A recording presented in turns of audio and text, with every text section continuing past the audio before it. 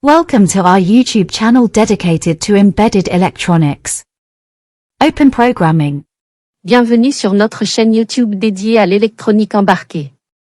Les amis, c'est grâce à vous que cette chaîne existe et continue d'exister.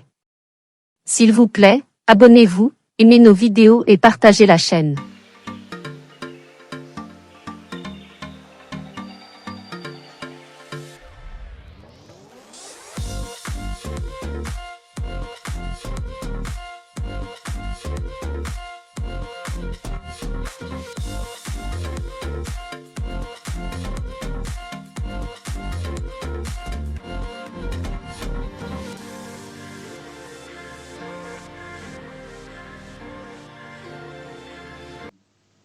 Bonjour à toutes et à tous, j'espère que vous allez bien. Content donc de vous retrouver de nouveau sur ma chaîne YouTube.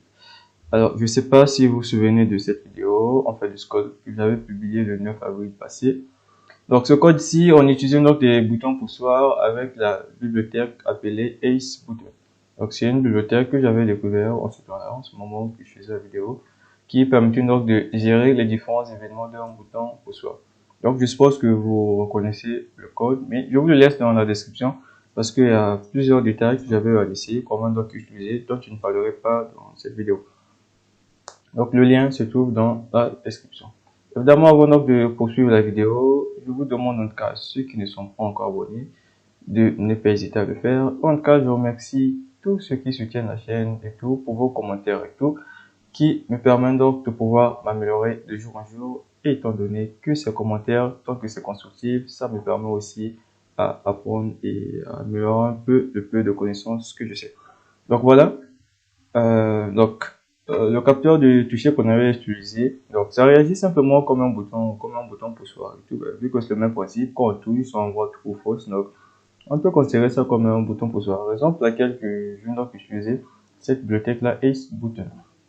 Donc le lien, je vous le laisse dans la description. Aussi, je vous recommande fortement de suivre la vidéo pour comprendre un peu ce que fait ce code et comment fonctionne la bibliothèque.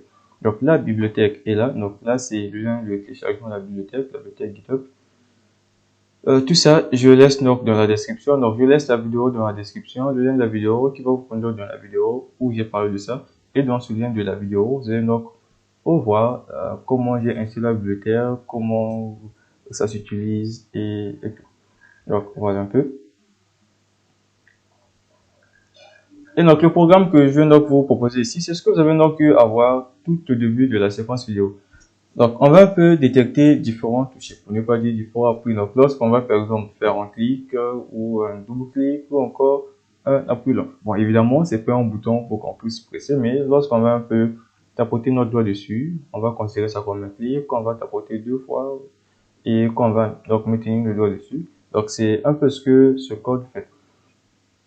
Donc, je vous épargne un peu de tous les détails. En tout cas, je vous recommande fortement d'aller suivre la vidéo où j'ai donc parlé de comment utiliser Ace Button et tout. Donc, il y a tous les détails qui sont donc donnés dans cette vidéo.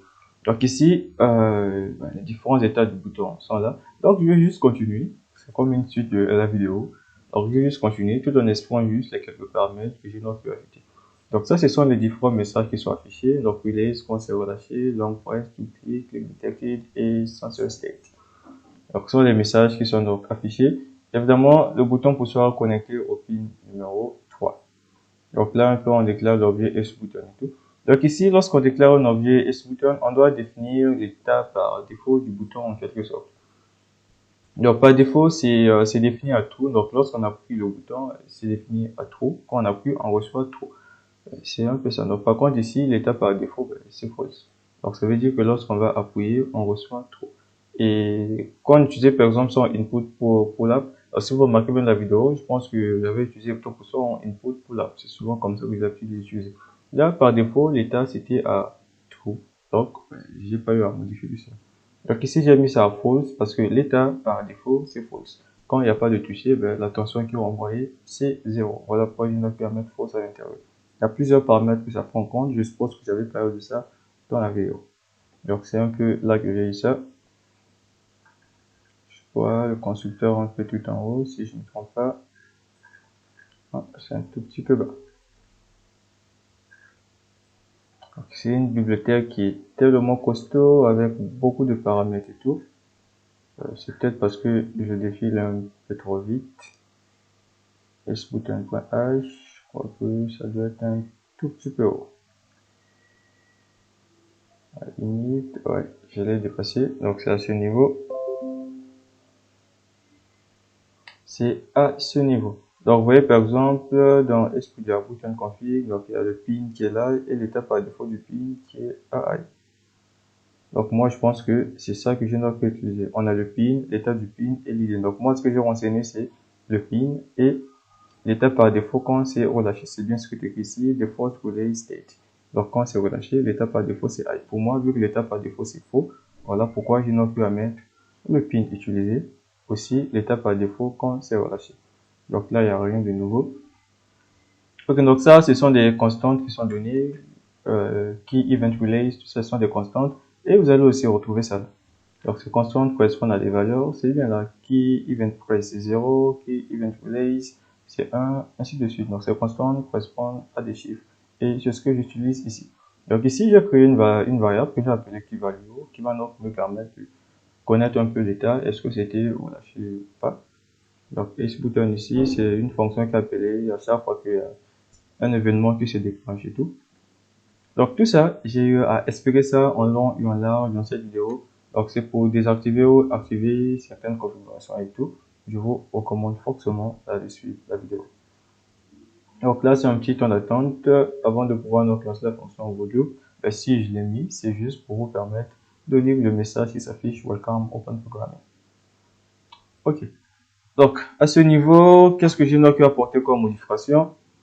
C'est à ce niveau-là, cette ligne-là.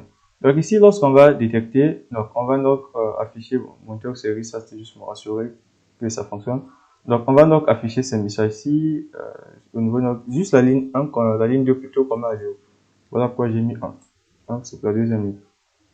Donc à ce niveau, lorsque cet événement est donc détecté, qu'est-ce qu'on fait? Ben, on met à jour la ligne 1, la ligne numéro 2 plutôt de notre écran LCD.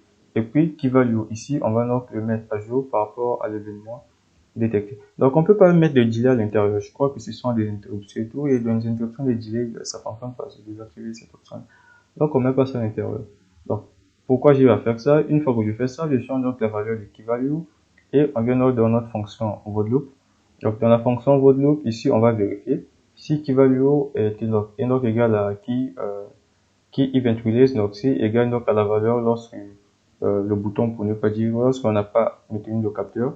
À ce moment-là, on va donc afficher que le capteur a été relâché. On va écrire release dessus, relâché.